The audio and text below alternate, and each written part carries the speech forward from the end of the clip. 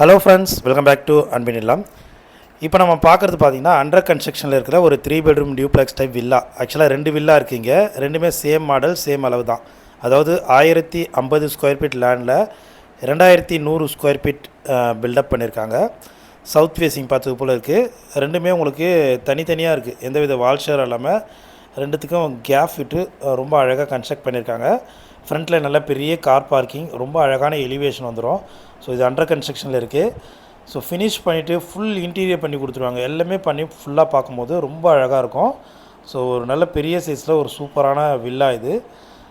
இப்போ car parking நல்லா ஸ்பேசியஸாக இருக்குது உங்களுக்கு. அது மட்டும் இல்லாமல் லிவிங் ஹாலும் நல்ல பெரிய லிவிங் ஹால்.